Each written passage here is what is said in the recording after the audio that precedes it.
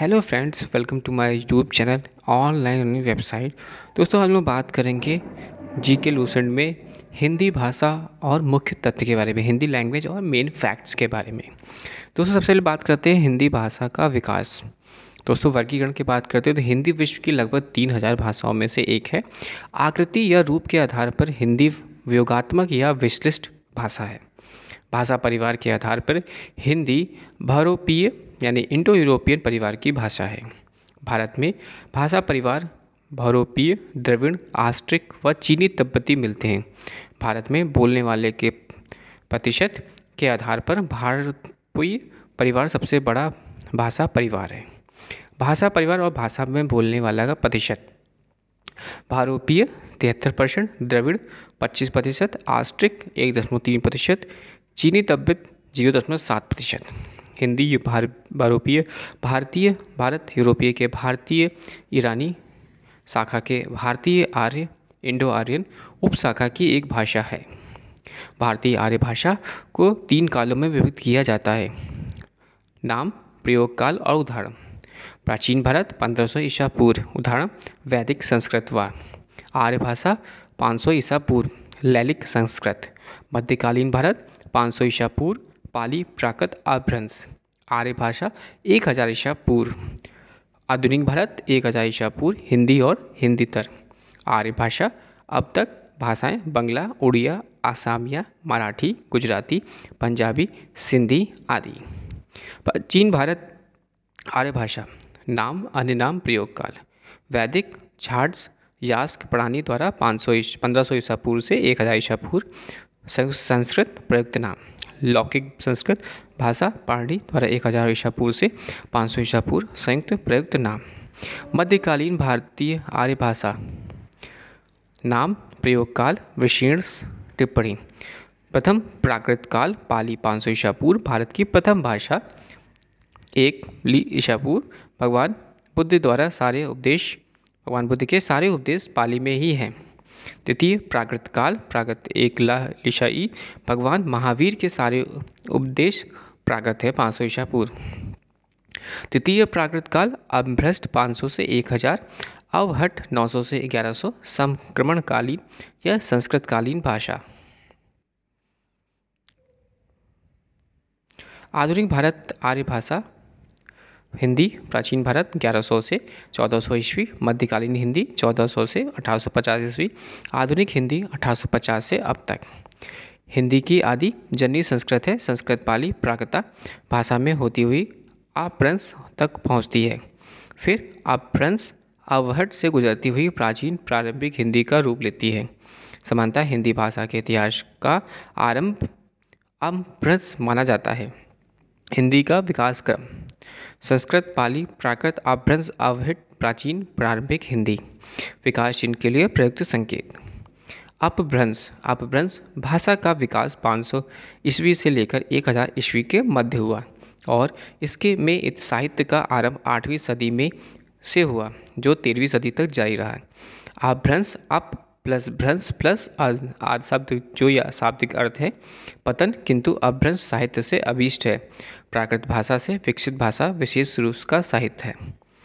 प्रमुख रचनाकार: स्वयंभू, अपभ्रंश का वाल्मीकि, धनपाल, पुष्पपंत, सहरापा, कहापा आदि सिद्धांतों की रचनाएं आदि। अपभ्रंश के आधुनिक भारत आर्य भाषाओं का विकास। अपभ्रंश के भेद: आधुनिक भारत आर्य भाषा: सौरसेनी पश्चिमी हिंदी, राजस्थानी गुजराती, अर्धगामधी पूर्वी हिंदी, माध्यमी बिहारी, उड़िया, बंगाला, असमिया।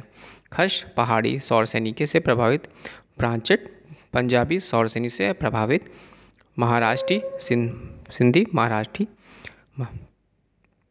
अवहट अपभ्रंश शब्द का विकसित रूप है। इसे अपभ्रंश या परावर्ती अपभ्रंश कह सकते हैं। अवहट अपभ्रंश और आधुनिक भारतीय आर्य भाषाओं के बीच की संक्रमणकालीन या संस्कृतकालीन भाषा है। इसका कालखंड 900 से 1100 ईस्वी तक निर्धारित किया जाता है। वैसे साहित्य में इसका उपयोग 11वीं सदी तक होता रहा है। अब्दुल रहमान दामोदर पंडित, ज्योतिश्वर ठाकुर, विद्यापति आदि रचनाकारों ने अपनी भाषा का अवहट या अवहट कहा। विद्यापति प्राकृत की तुलना में अपनी भाषा का मधुरतर बनाते हैं।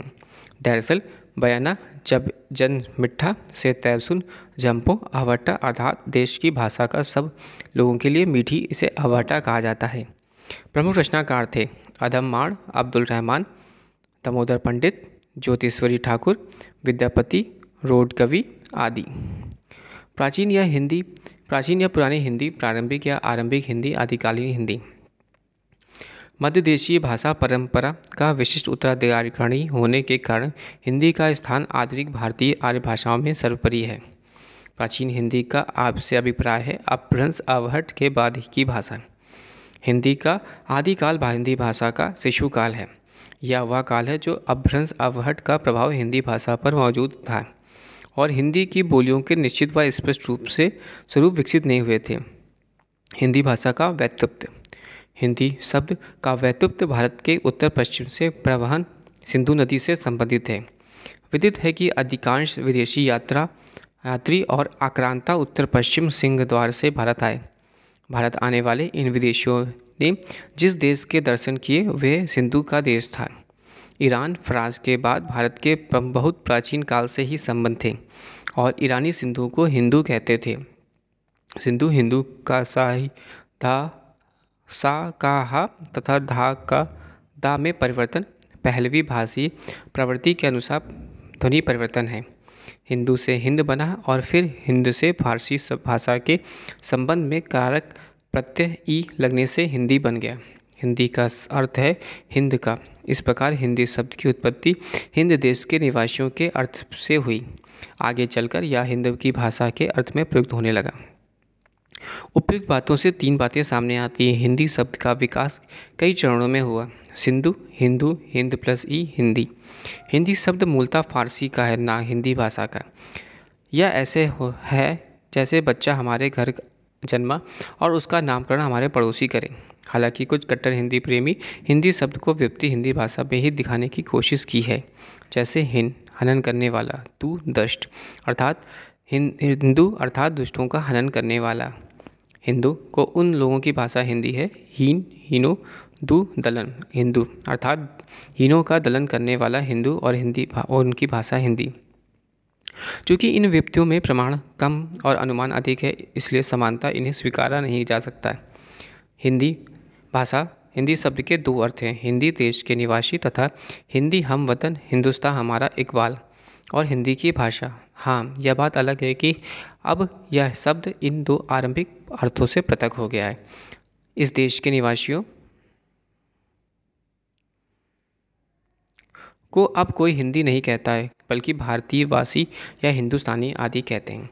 दूसरे, इस देश के व्यापक भाषा के अर्थ में भी अब हिंदी शब्द का प्रयोग नहीं होता है, क्योंकि भारत में अनेक भाषाएं हैं जो अब हिंदी नहीं कहलाती। बेशक ये हिंदी की भाषाएं हैं, लेकिन केवल हिंदी नहीं है। उन्हें हम पंजाबी, बांग्ला, असमिया, उड़िया, मराठी आदि नामों से पुकारते हैं। इसलिए हिंद की इन भाषाओं के लिए हिंदी शब्द का प्रयोग नहीं किया जाता। प्रमुख रचनाकार है। हिंदी शब्द भाषा का वाचक नहीं है, बल्कि यह भाषा समूह का नाम है। हिंदी जिस भाषा समूह का नाम है, उसमें आज के हिंदी प्रवेश क्षेत्र की 5 उपभाषाएं तथा 17 बोलियां शामिल हैं। बोलियों में ब्रजभाषा, अवधी एवं खड़ी बोली के आगे चलकर मध्यकाल में महत्वपूर्ण स्थान प्राप्त हुआ है। ब्रजभाषा। प्राचीन हिंदी काल में ब्रजभाषा अपभ्रंश अवहट से ही जीवन रस लेती है। अपभ्रंश अवहट की रचनाओं में ब्रजभाषा के फूटते हुए अंकुर को देखा जा सकता है। ब्रजभाषा साहित्य की प्राचीनतम उपलब्ध ग्रंथ सुधीर अग्रवाल का प्रणुत रचित चरित्र है 1354 ईस्वी में। अवधी की पहली कृति मुल्ला दाऊद वंद्यायन चंदायन या लोहरा का 1370 ईस्वी में मानी जाती है। इसके उपरांत अवधी भाषा के साहित्य का उत्तरोत्तर विकास होता है। खड़ी बोली। प्राचीन हिंदी काल में रचित खड़ी बोली साहित्य में खड़ी बोली के आरंभिक प्रयोगों से उसके आदि रूप से या बीज का रूप का आभास मिलता है। खड़ी बोली का आदिकालीन रूप सहरपा हिंदू आदि सिद्धों, गोरखनाथ आदि नाथों, अमीर खुसरो जैसे सूफियों, जयदेव, नामदेव, रामनंद आदि संतों की रचनाओं से में उपलब्ध है। इन रचनाकारों में अपभ्रंश अवहट से निकलती हुई खड़ी बोली स्पष्टता दिखाई देती है। मध्यकालीन हिंदी। मध्यकालीन हिंदी मध्यकाल में हिंदी का स्वरूप स्पष्ट हो गया तथा उसकी प्रमुख बोलियां विकसित हो गईं। इस काल में भाषा के 3 रूप निखर कर सामने आए। ब्रजभाषा, अवधी व खड़ी बोली। ब्रजभाषा और अवधि के अत्यधिक साहित्यिक विकास हुआ और तत्कालीन ब्रजभाषा साहित्य का कुछ भी देशी राज्यों का संरक्षण भी प्राप्त हुआ। इसके अतिरिक्त मध्यकाल में खड़ी बोली की मिश्रित रूप का साहित्य में प्रयोग होता रहा।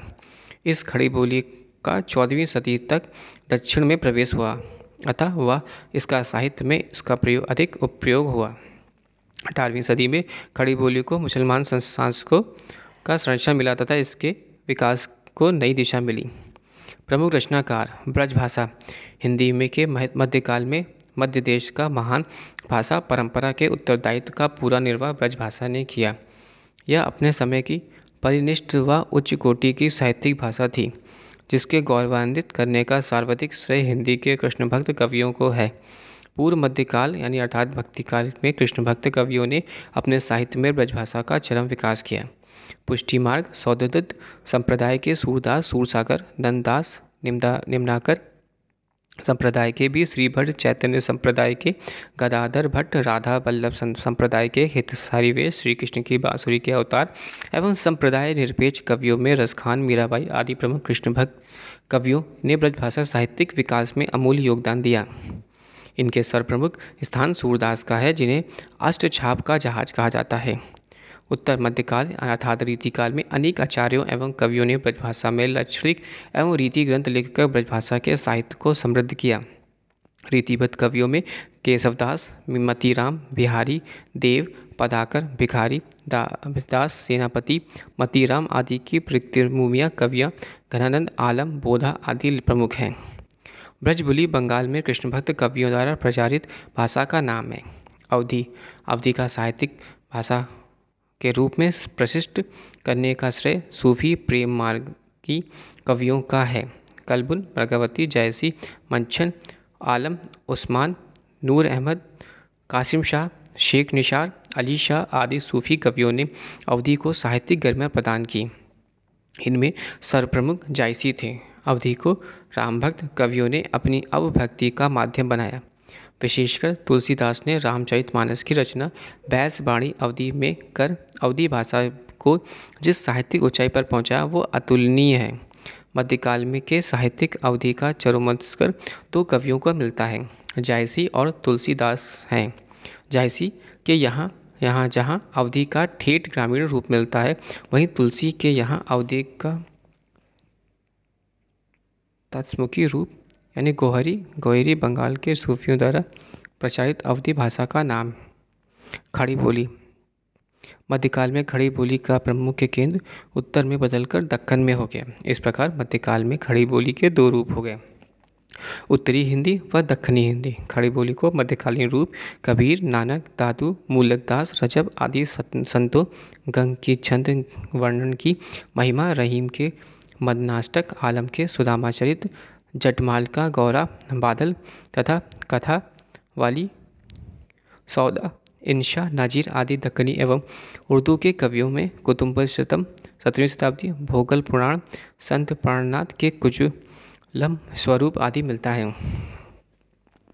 आधुनिक काल हिंदी के आधुनिक काल के आते आते ब्रजभाषा जनभाषा से काफ़ी दूर हट चुकी थी और अवधि ने कुछ बहुत पहले ही साहित्य से मुंह मोड़ लिया था। 19वीं सदी के मध्य तक अंग्रेजी सत्ता का महत्तम विस्तार भारत में हो चुका था। इस राजनीतिक परिवर्तन का प्रभाव मध्य देश की भाषा हिंदी पर भी पड़ा।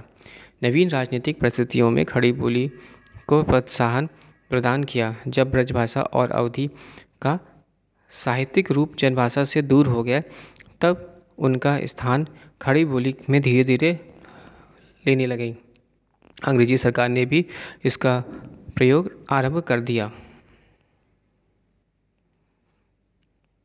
हिंदी में आधुनिक काल में प्रारंभ में एक और उर्दू का प्रचार होने लगा और दूसरी ओर काव्य की भाषा ब्रजभाषा होने के कारण खड़ी बोली को अपने अस्तित्व के लिए संघर्ष करना पड़ा।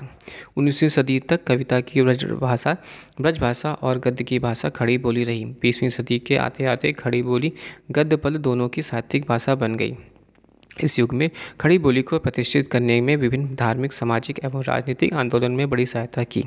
फलतः खड़ी बोली साहित्य की सर्वप्रमुख भाषा बन गई। खड़ी बोली भारतेंदु पूर्व युग। खड़ी बोली गद्य के आरंभी रचनाकारों में फोर्ट विलियम कॉलेज के बाहर 2 रचनाकारों सदा सुखलाल नियाज सुखसागर व इंशा अल्लाह खां रानी केतकी की कहानी तथा पोर्ट विलियम कॉलेज कलकत्ता के 2 भाषा मुंशियों लालजू लालजी प्रेम सागर व सदल मिश्र नासिकतम पाख्यान के नाम के उल्लेखनीय हैं। भारतेंदु पूर्व युग में मुख्य संघर्ष हिंदी के स्वीकृति और प्रतिष्ठा को लेकर था। इस युग के 2 प्रसिद्ध लेखकों राजा शिव प्रसाद सितारे हिंद व राजा लक्ष्मण सिंह ने हिंदी के स्वरूप निर्धारण के प्रश्न पर 2 सीमांतों के आगमन किया। राजा शिव प्रसाद ने हिंदी का गवारूपन दूर करके उर्दे ए मुअल्ला बना दिया और राजा लक्ष्मण सिंह ने विशुद्ध संस्कृतनिष्ठ हिंदी का समर्थन किया। भारतेंदु युग 1850 से 1900 ईस्वी, इन दोनों के बीच सर्वमान्य हिंदी गद्य की प्रतिष्ठा कर गद्य साहित्य का विविध विधाओं में और ऐतिहासिक काल में भारतेंदु युग में हुआ। हिंदी सही मायने में भारतेंदु के काल में ही नई चाल में ढली और उनके भारत समय में ही हिंदी के गद्य के बहुमुखी रूप में सूत्रपात हुआ। उन्होंने न केवल स्वयं रचना की बल्कि अपने एक लेखक मंडल भी तैयार किया जिसे भारतेंदु मंडल कहा जा गया। भारतेंदु युग के महत्वपूर्ण उपलब्धियां यह रही कि गद्य रचना के लिए खड़ी बोली का माध्यम रूप में अपनाकर योगानुरूप स्वस्थ दृष्टिकोण का परिचय मिला, लेकिन पद रचना के मामले में ब्रज भाषा या खड़ी बोली को अपनाने के प्रश्न पर विवाद बना रहा है, जिसका अंत द्विवेदी युग में जाकर हुआ। द्विवेदी युग 1900 से 1920 ईस्वी। खड़ी बोली और हिंदी साहित्य के सौभाग्य से 1903 ईस्वी में आचार्य महावीर प्रसाद ने द्विवेदी ने सरस्वती पात्रिका के संपादकत्व का भार संभाला। वह सरल व शुद्ध भाषा के प्रयोग में हिमाती थे। वे लेखकों के वर्तनी अथवा व्याकरण संबंधी त्रुटियों का संशोधन स्वयं करते चलते थे। उन्होंने हिंदी में परिष्कार का बीड़ा उठाया और उसे बाखूबी अंजाम दिया। गद्य भारतेंदु युग से ही सफलतापूर्वक खड़ी बोली में लिखा जो रहा था। अब पद का व्यवहारिक भाषा भी एकमात्र खड़ी बोली प्रतिष्ठित होने लगी। इस प्रकार ब्रजभाषा जिसके साथ भाषा शब्द जुड़ा था अपने क्षेत्र में सीमित हो गई, अर्थात बोली बन गई।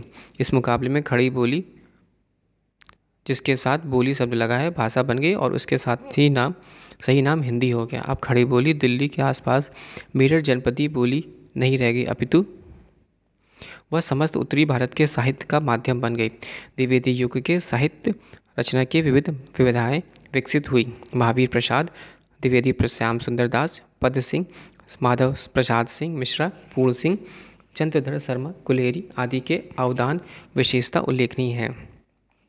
दोस्तों thanks for watching and sharing, और डिस्क्रिप्शन बॉक्स में बुक का लिंक है, आप वहाँ से परचेज कर सकते हैं। Thanks for watching and sharing.